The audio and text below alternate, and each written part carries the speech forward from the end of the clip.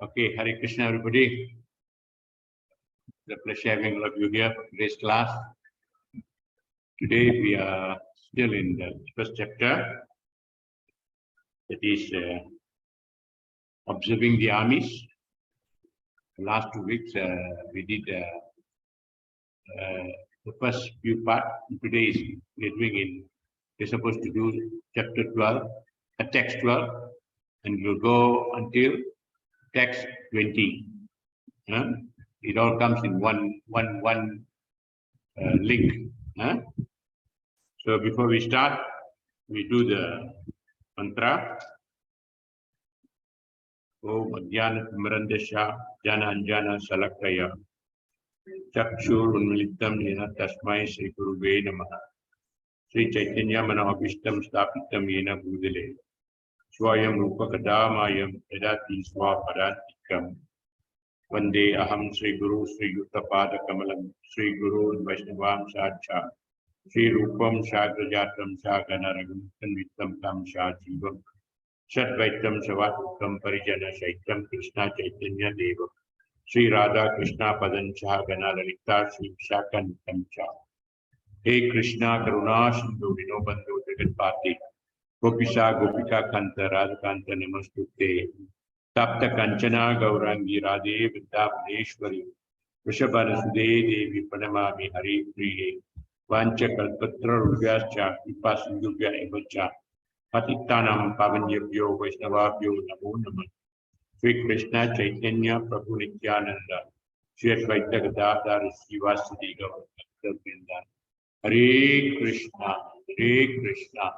Krishna Krishna Hare Hare Hare Rama Rama Rama Hare Hare Krishna Krishna Krishna Hare Hare Rama Rama Rama Hare Hare Hare Krishna Krishna Krishna Hare Hare Rama Rama Rama Hare Narayana Namaskritya Naram Chaiva Narottamam Devim Saraswati Vyasam Tattva Jayam Virayat Nasta Preyesu Abhadresu Nityam Bhagavata Sevaya Bhagavate Uttama Sloke Bhaktir Bhavati Nistiki Om Namo Bhagavate Vasudevaya Om Namo Bhagavate Vasudevaya Om Namo Bhagavate Vasudevaya.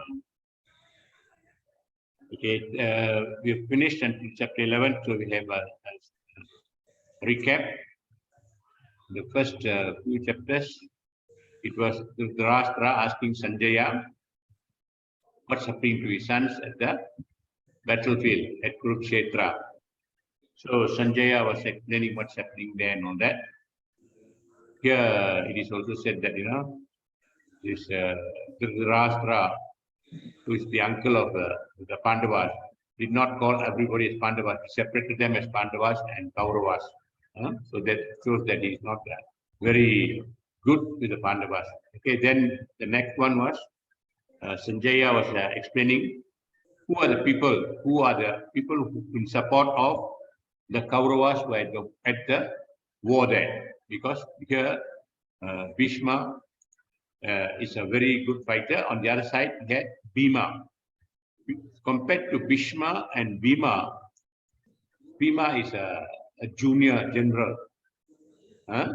He has got not so much experience as Bhishma. Whereas Bhishma is a very well-known fighter and is always victorious. So, and then to explain to Dhritarashtra who are the people who are supporting them, he named a lot of the kings who were there, the great fighters and all of them. Okay. So in today's verse, we are going to chapter 12. I'll basically tell you a little bit of what chapter 12 to 12:20 is. Here, though in the earlier classes and the earlier chapters, Sanjaya knew that victory is going to be for the Pandavas. But nevertheless, he is a very diplomatic man and he is a politician. So he diplomatically tells Dhritarashtra how the war is being arranged and all that.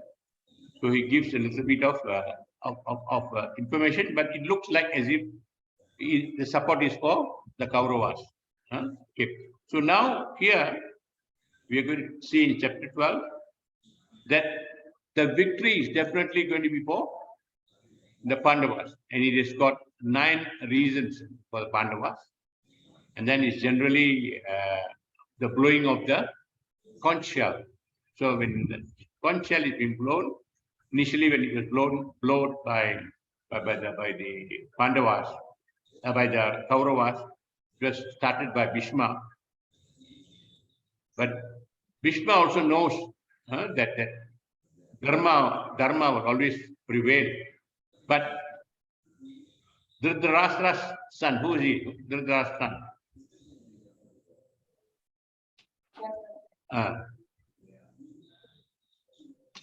Prabhu? Duryodhana. So, because Duryodhana is also the grandson of Bhishma, he is being compassionate towards Duryodhana because he is also the son, a grandson. So, he blows the shell, he blows the conch shell. Bhishma blows the conch shell, and he has got meaning to why he blows the conch shell. That is, after this, the Kauravas blow the conch shell too. But when the Kauravas blow the conch shell, it is so loud and tumultuous, they call it. Very strong and very encouraging way of blowing it. And each and everyone has got a conch shell, and each and everyone has got a name for it. So in this chapter from text 12 to text 20, we are going to see about it. We will start with chapter 12. Chapter 1, text 12. Tasya Sanjanya Arasham. Tasya Sanjanayan Arasham Kuru Vruddha Pitamaha Shima Nadam Vinado Chai Shankham Dadamau Pratap Pavan.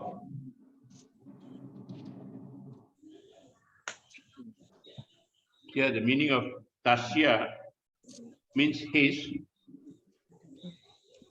Sanjanayan, increasing, Harsham, cheerfulness, Kuru Vruddhaha, the grandsire of the Kuru dynasty, his grandfather Bhishma, Pitamaha, the grandfather, Shimma Nadam, roaring sound. Shimma means like lion. Nadam, roaring sound like that of a lion. Vinadaya, vibrating. Uchai, very loudly. Sankam, conch shell. Tadhama, blue. Pratapha, one, the valiant. Then Bhishma, the great valiant grandsire of the Kuru dynasty, the grandfather of the fighters, blew his conch shell very loudly, making a sound like the roar of a lion, giving Duryodhana joy. As explained to you, Bhishma also knows that the Pandavas are going to win, but because Duryodhana is the grandson, out of compassion he blows. Then he blows and makes him happy. Okay, the grandsire of Kuru dynasty could understand the inner meaning of the heart of his grandson Duryodhana, and out of his natural compassion for him, he tried to cheer him by blowing his conch shell very loudly. So I explained earlier on, Duryodhana was frightened also. Actually, he was frightened, but he put up a very brave front, befitting his position as a lion. Who is the lion here? Bhishma is the lion. Indirectly, by the symbolism of the conch shell, he informed his depressed grandson, Duryodhana, that he had no chance of victory in the battle because the Supreme Lord Krishna was on the other side, but still it was his duty to conduct the fight, and no pains would be spared in that connection. In fact, in the earlier chapter, Duryodhana also gives a slight hint to Bhishma that he should fight the fullest, because on the other side, the Pandavas are also his relative, his grandson. So he's coming back again. And one of the reasons why Bhishma is blowing the shell The Panchal is also because he wants to show that he is serious in fighting. So he's a grandson on the other side. In grandson on the side, he has got a lot of compassion for Duryodhana, but for the other side also, he will fight to the end. Okay? Any questions on this? Okay. How was Sanjaya able to see what's happening? Nobody asked me the question. Sanjaya was seated with Dhritarashtra, the blind king. I asked if there's any question. Nobody asked. Why was he able to see? It was a gift from Vyasa. And Sanjaya is not a relative of the kings, but he was a charioteer's son. And he became the advisor to the blind king, Dhritarashtra. He also became the charioteer of Dhritarashtra and also the advisor of Dhritarashtra. Okay? So any question on text 12?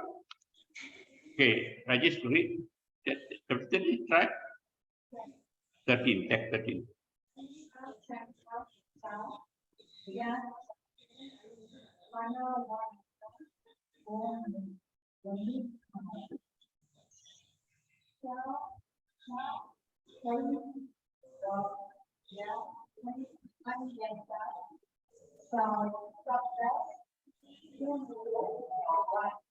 Tatha Shankas cha Priyas cha Panavanakha Gomukaha Sha Shaiva Abhaya Anyanta Cha Sabdash Tumulo Abhavan. Okay. Tatha means thereafter.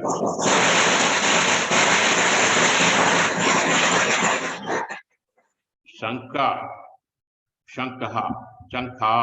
conch shells, cha also, Varya, large drums, cha, and Panava Anaka, small drums and kettle drums, Go Mukha, horn, Sahasha, all of a sudden, Eva, certainly, Abhya Ana Hanyanta, Abhya Hanyanta were simultaneously sounded.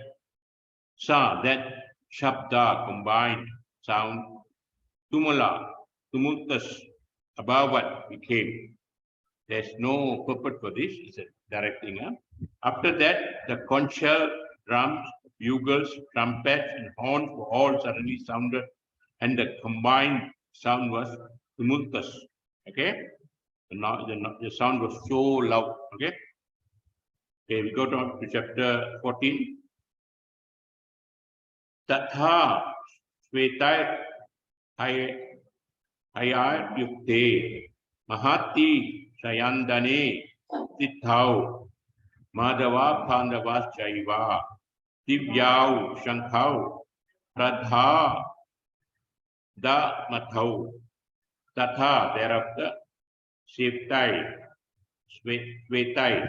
with white Hayai horses Ahai Yukte being yoked Mahati in great Sayandin chariot Tithau situated Madhava Krishna the husband of goddess of fortune Pandava Arjuna the son of Pandu Cha also Eva certainly Divyau transcendental Sankhau conchal Pradhat Hamatau sounded.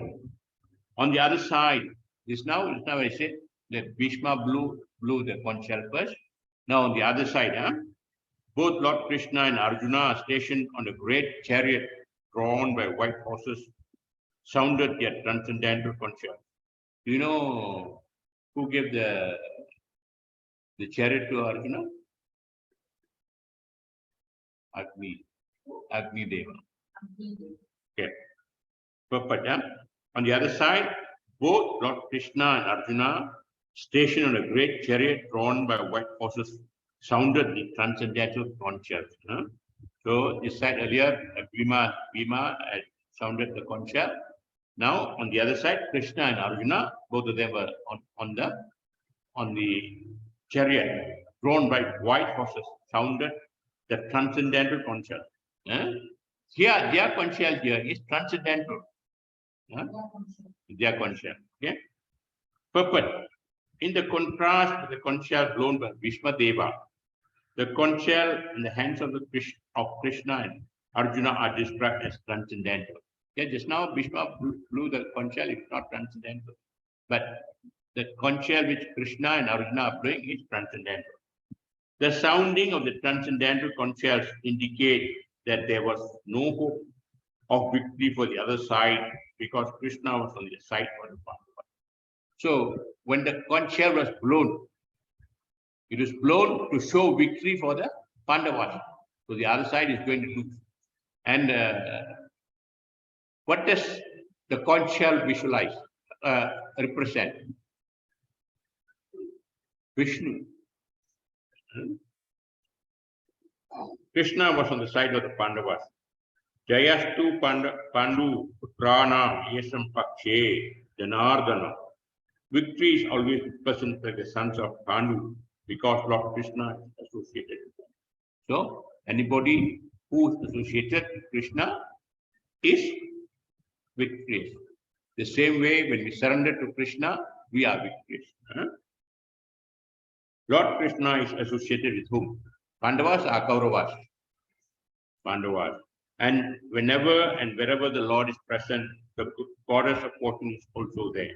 Because the goddess of fortune never lives alone with her husband. So, when Lord Krishna is there, who is with him? The goddess of fortune. Who is the goddess of fortune? Lakshmi. So when Lakshmi is there, it is good fortune always. Lakshmi gives Lakshmi is good fortune. And Lakshmi is a person who will never give up, who will never leave the side of the Lord Krishna. Therefore, victory and fortune. So when Krishna is there, it is victory. And when Lakshmi is there, it's fortune. While waiting Arjuna, as indicated by the transcendental sound produced by the conch shell of Vishnu or Lord Krishna. So when the conch shell was sounded, it is a sound of victory for Arjuna.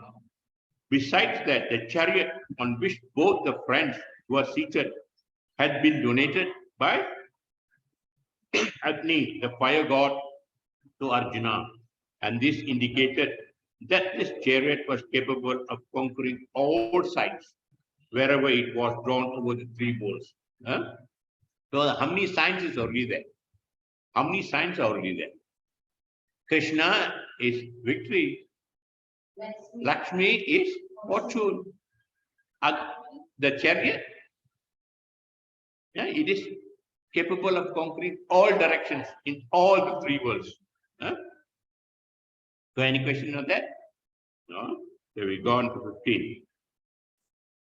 Panchajanyam Hrikeshu Devadattam Jananjaya Paundram Dadamau Mahashankam Bhimakarma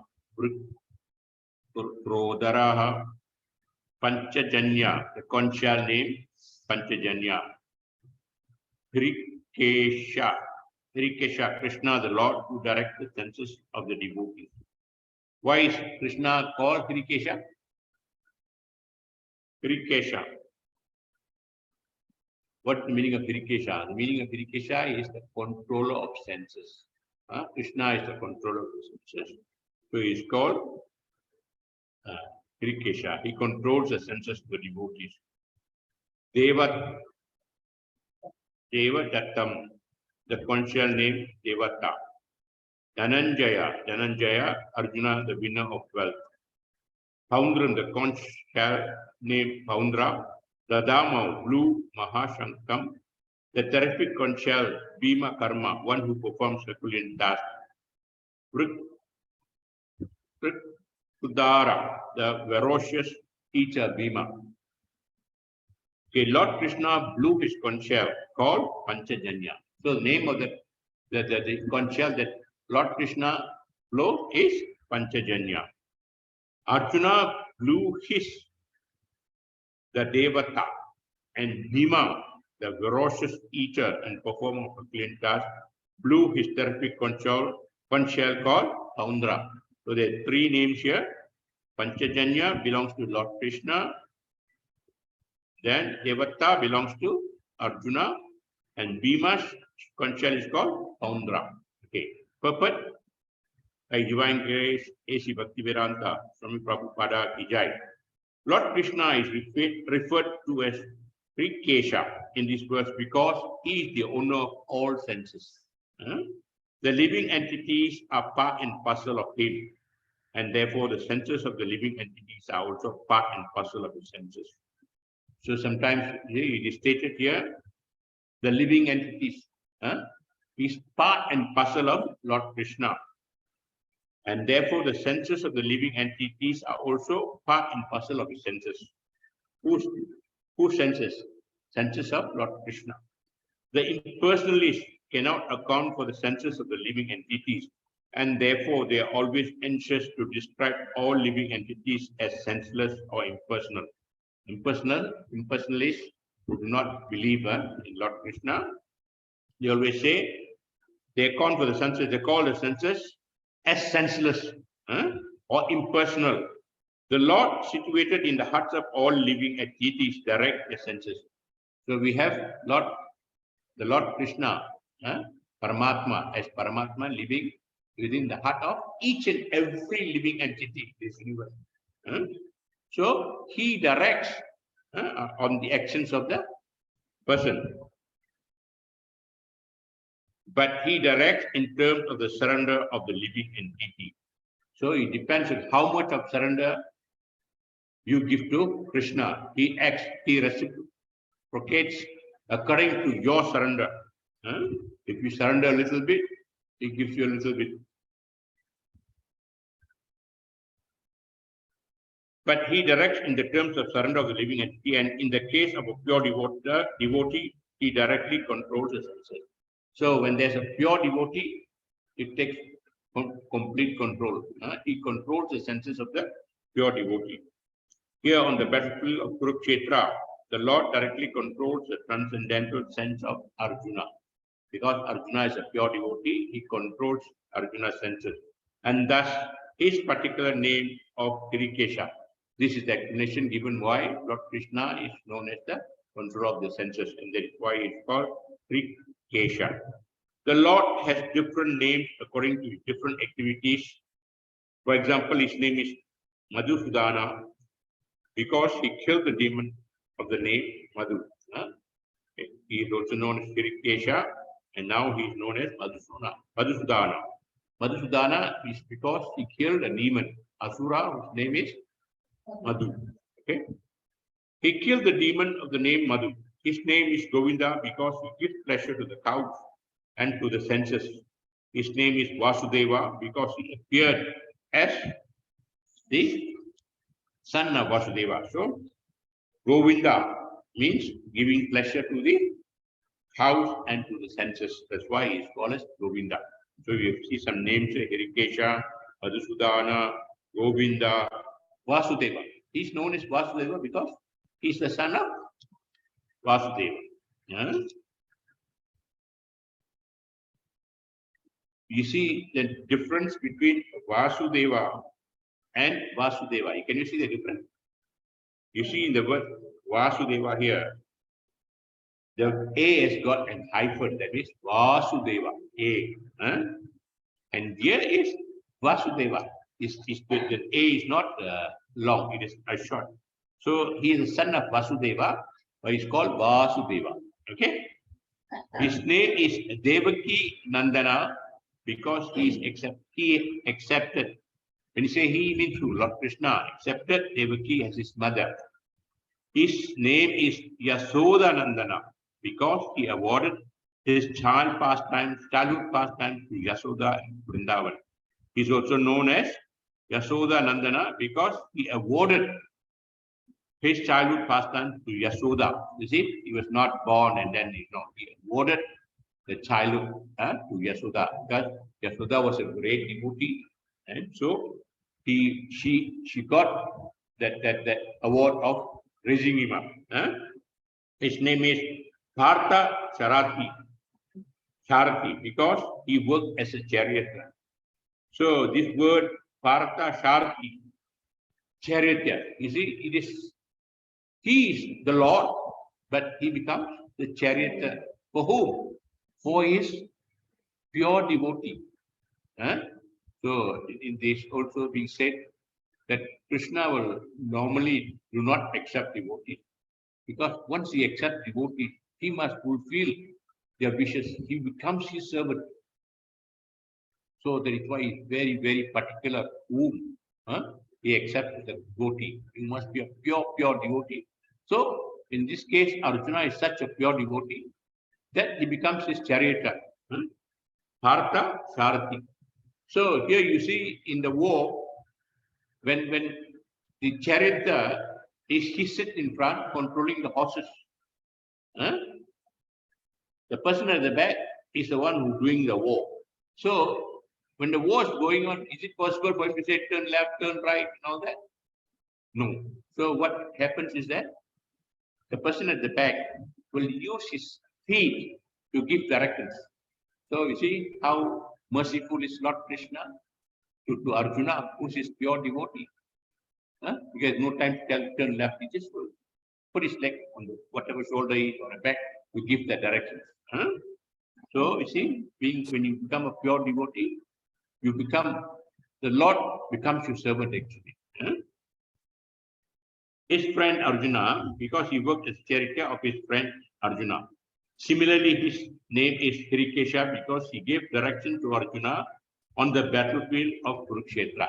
Because he's the control of senses, and he also gave directions to Arjuna what to do. Arjuna is referred to as Dhananjaya in the verse because he helped his elder brother in fetching wealth when it is required by the king to make expenditure for different sacrifices. Arjuna is called Dhananjaya. Why? What is the meaning of Dhananjaya? Dhananjaya means to fetch wealth. So in those days when they wanted to go, they went to other countries. So if the king does not surrender, there will be a war. But if they surrender, they will take the wealth. And the wealth used for doing sacrifice and all that. With all the wealth that comes, they can do big sacrifice. It's a kind of surrender towards the king. They don't fight, but they surrender. So the wealth is being brought in by Arjuna in this way. So that is why he is called Dhananjaya. Similarly, Bhishma, known as Vikrodara, because he could eat as voraciously as he could perform Herculean tasks. He is a great eater, such as killing the demon Hidimba. So the particular type of conch shell blown by the different personalities on the side of the Pandavas, beginning with the lords, were all very encouraging to the fighting soldiers. On the other side, there was no such credit, nor the presence of Lord Krishna, the supreme director, nor the goddess of fortune. So they were predestined to lose the battle, and that was a message announced by the sounds of the conch shell. So when the conch shell blown by Lord Krishna, by Arjuna and Bhishma was sounded, it showed victory. But on the other side, there was no such signs or symptoms. It was just a normal conch shell that blew, and Bhima blew it because he wanted to comfort his grandson. But here, because Krishna is there, it's victory, and because when Krishna is there, Lakshmi is there, there's fortune. And then the chariot is given by Agni Deva. And then here, the Lord is directing Krishna. The Lord is directing Arjuna because he is a pure devotee. He is controlling the senses. With all these things, victory is sure for the Pandavas. Okay, we go to 16 and 18. Prabhu, you like to read, Prabhu? Read that verse. Prabhu, all expert readers, we all students are good.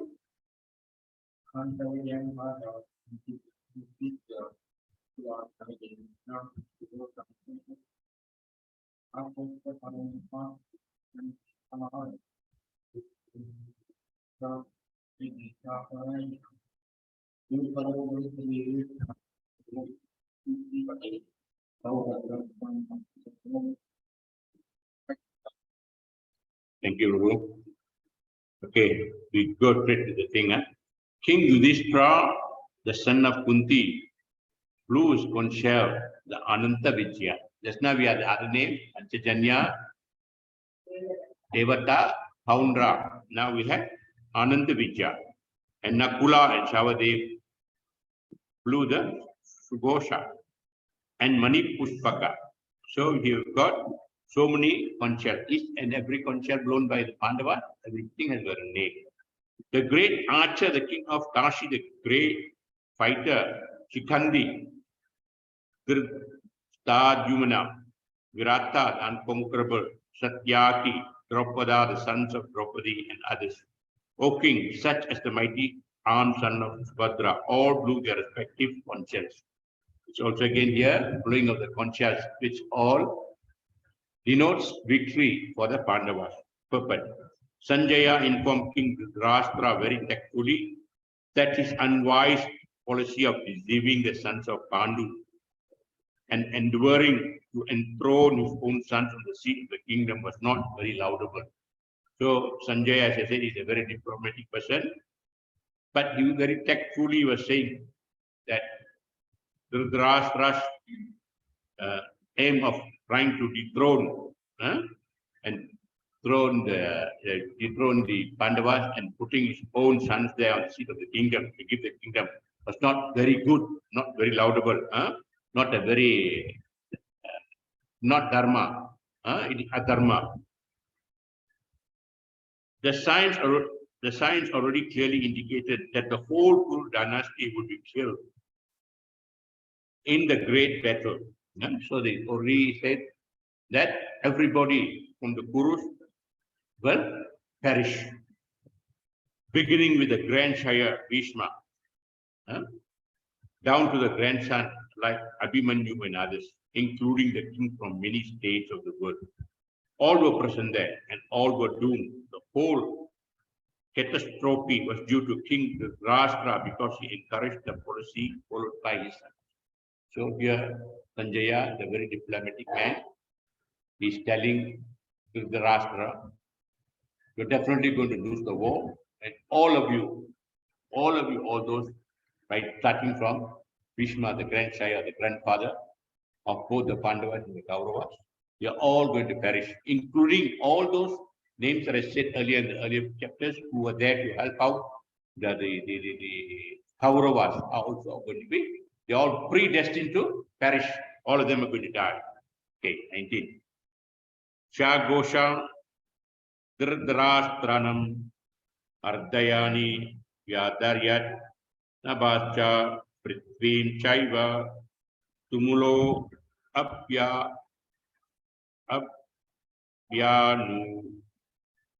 Adayan. Gone to the blowing of these different conch shells became uproarious, vibrating both in the sky and on the earth. It shattered the hearts of the sons of the Rashtra. When all the conch shell from the sides of the Pandavas were heard, it was like the roaring of the lion, so loud, and it made the soldiers present on the side of the Pandavas. They made them very, what do you call, feel they're going to win the war. They became very brave and all that because the sound was so loud. It was sort of an encouragement, okay? And it was heard both in the sky and on the earth, and it shattered the heart of the son of the Dhritarashtra. So when they blew the shell, there was very little noise, but when this shell, the conch shells of the Pandavas were blown, the Dhritarashtra, the Kauravas, their heart shattered. They became scared. When Bhishma and others on the side of Duryodhana blew their respective conch shells, there was no heart breaking. So when the first time, Bhishma is the one who started blowing the conch shell. When the conch shell was blown, there was no heart breaking on the part of Pandava. They did not fear the sound of the one or anything like that. Such occurrences are not mentioned, but in this particular verse, it is mentioned that the hearts of the sons of Dhritarashtra were shattered by the sound vibrated by the Pandavas party. They shattered, made them frightened. This is due to the Pandavas and their confidence in Lord Krishna. Other than the strong, loud brave noise created by this concher, the Pandavas had in their confidence in Lord Krishna, because wherever Lord Krishna is there, is victory. So the Pandavas, taking the instructions of Lord Krishna, so they have surrendered Lord Krishna. So they are also very confident. One who takes shelter of the Supreme Lord has nothing to fear, even in the midst of the greatest calamity. It's stated here in this text 19.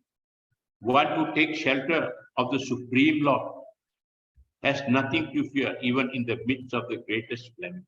One of the greatest danger, you do not have to fear. Okay, we'll do the last chapter today, but chapter 20. Prabhu, read Prabhu. Your reading is very nice.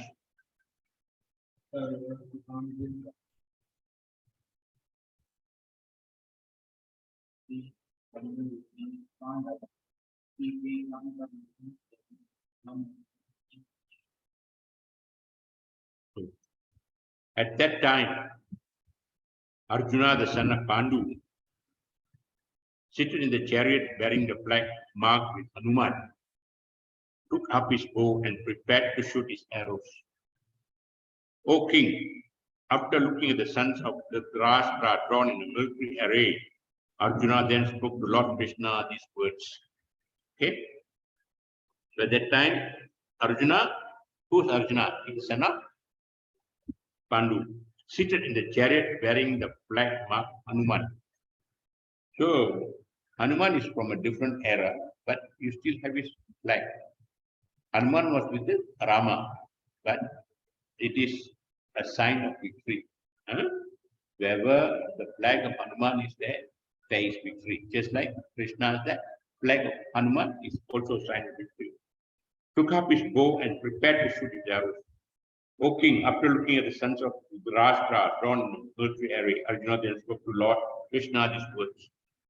But the battle was just about to begin. It is understood from the above statement that the sons of the Dhritarashtra were more or less disheartened by the unexpected arrestment of the military force by the Pandavas. The battle was supposed to start, and it is understood from the above statement that the sons of the Dhritarashtra were more or less disheartened by the unexpected arrestment of military forces by the Pandavas. Just now when they went and saw the Dhritarashtra Duryodhana, they saw the way the phalanx of army, where everybody was so closely knit, arranged, so nicely arranged. He was already frightened. Who were guided by the direct instruction of Lord Krishna on the battlefield. So the Kauravas were disheartened. The emblem of Hanuman on the flag of Arjuna is another sign of victory, because Hanuman cooperated with Lord Rama in the battle between Rama and Ravana. And Lord Rama emerged victorious. Now, both Rama and Hanuman were present on the chariot of Arjuna to help him. Lord Krishna is Rama himself. And wherever Lord Rama is, his eternal savior Hanuman and his eternal consort Sita, the goddess of fortune, are present. Therefore, Arjuna had no cause to fear any enemies whatsoever.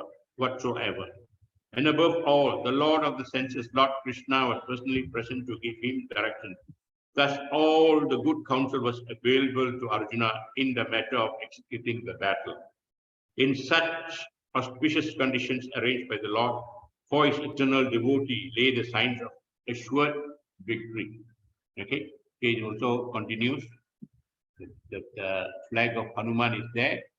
Flag of Hanuman symbolizes Hanuman's association with Rama. And where, like just now when I said, when Krishna is there, the goddess of fortune is there. So your Sita is always present where Rama is. Rama is Krishna, Krishna is Rama. Okay? Therefore, Arjuna no cause of fear. So in this case, when all the things, the battle for the battle where Arjuna is about to fight, he had actually nothing to fear. Everything was showing that he is going to win. With the Lord's presence there, with Lord directing his senses, the Agni, the Hanuman flag. Hanuman is there, means Rama is there, Sita is there, the goddess of fortune is there. All the signs shows that the Pandavas are going to be victorious. And so anybody who surrenders to Lord Krishna is also victorious. He does not have to fear anything in any kind of danger. Okay, any questions? We end the class today, but shall we recap again? I've got notes on this on Bhagavad Gita from different things.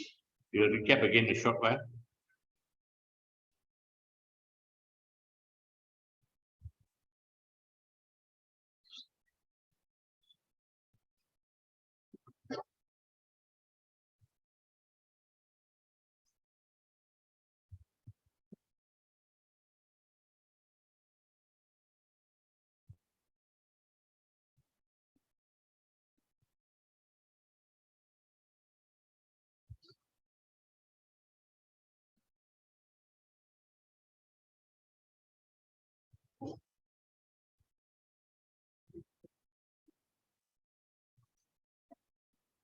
Okay, we did just now. Text chapter 1, text 12, 12, 20. Yeah? So the common theme of this when it went through is Sanjaya tactfully informed Dhritarashtra about his hopelessness plan to win. They said that his plan was not good because he wanted to put his own sons instead of the rightful people, the Pandavas, following indications and signs. Sign of victory, we have got 9 points in my street is now. First one is Krishna's personal presence confirms victory. The Supreme Personality of Godhead is the charioteer. Jayastu Pandava Putranam Yesam. So, and he is also Krishna as Hirikesha, directly controls the senses of a pure devotee. Then it's got a fortune. Wherever and whenever the Lord is present, the goddess of fortune is there also. She never lives without a husband. Therefore, all fortune is guaranteed. It is chapter 114. Venue. Kurukshetra is a holy place. As I explained first time. Hanumanji on Arjuna's flag. Hanumanji is also helped Lord Rama in gaining victory. Symbol of Vishnu. Conchal is a symbol of Vishnu. This is indirectly indicated by Bhishma and Pandava's conchal. Then is transcendental conchal. Krishna and Arjuna's conchals mentioned as Divya, transcendental. Bhishma's conchal to pacify Duryodhana. Agni Devi's chariot given to Arjuna. It was capable of conquering all directions, shattering of hearts. Conchals of Pandava shattered Kaurava's heart. Pandava's heart not shattered because of the confidence in Krishna. Okay, Bhishma indicates that the following things to Duryodhana by his conchal, blown out of natural compassion for the grandson. They said that Bhishma blew the shell earlier because he pitied his grandson to cheer the fearful heart of Duryodhana, befitting his position as a lion. Who? Bhishma. He blew to show that he's serious about fighting the other side. To assure that no pains would be spared in his duty to fight. His duty to fight will fight. So that blowing of the conchal also indicates that. Indirectly, by the symbolism of conchal, he informed the depressed grandson that he has no chance of victory because of the Supreme Lord Krishna was on the other side. Okay, now we'll go to the names of the conchal. See if you can remember. What is the name of Krishna's conchal? Prabhu? Arjuna's? Yudhishthira's? Ananda Vijaya. Bhima's? Paundra. Nakula's? Subhosha. And Shahadeva's? Okay. Okay, the message when the conchal was blown, the blowing of the conchal announced a message that the Kauravas were predestined to lose the battle. They know all the good symptoms were on this side. signs were on the side of the Pandavas, but not on the other side. Kauravas were predestined to lose the battle. Importance of the name of Krikesha. What does Krikesha mean? Control of senses. Okay. Then Govinda, giver of pleasure to the cows and senses. Then you have Dhananjaya. Yeah? Arjuna helped his elder brother to collect fortune. At the time he goes and collects, so they do sacrifice. And then Krodara, good Krodara, eat as I cannot pronounce the word. Voraciously as he could do Herculean tasks. Bhishma eats a lot of food and he's also very, very strong. And he fought with the Asura called what? Just now I said, I forgot the name. Dina or something like that. Then the other names explained for Krishna is Madhusudana, Vasudeva, Devaki Nandana, Yasoda Nandana, Prata, Tharati, charioteer. Okay. So we have Sanjaya, was very tactful. As I said, he's a very diplomatic person, informed King Dhritarashtra of the following points through all the above mentioned. His unwise policy of deceiving the sons of Pandu and enduring to enthrone his own sons was not very laudable. All the signs indicate that the whole Kuru dynasty would be killed, starting from Bhishma to Abhimanyu. From the grandshire Bhishma to the grandson Abhimanyu, and all the kings of all the states were doomed.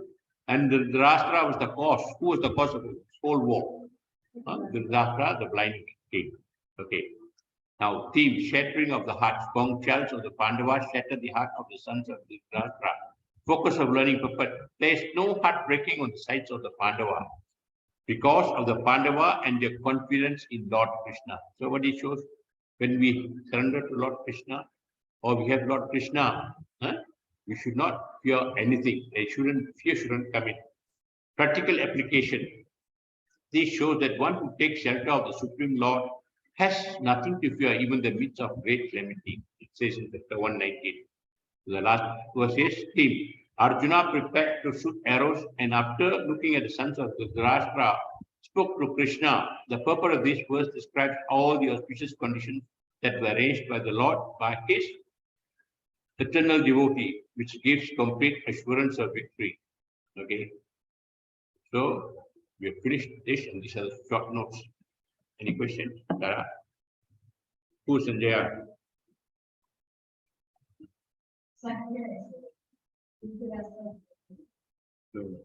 He is the advisor, and he is the son of a charioteer. He was the charioteer to Dhritarashtra. He is not linked to the family. He was the charioteer's son. His father was also a charioteer, and he became a charioteer for Dhritarashtra, and he was his advisor, his companion. He was actually the eyes, because Dhritarashtra is blind, so he used to tell. And why was Sanjaya able to see the Kshetra war or what's happening there? Because he is a disciple of Vyasa. So Vyasa awarded him this. Okay, Hare Krishna. Thank you. We'll end the class here. How do you stop?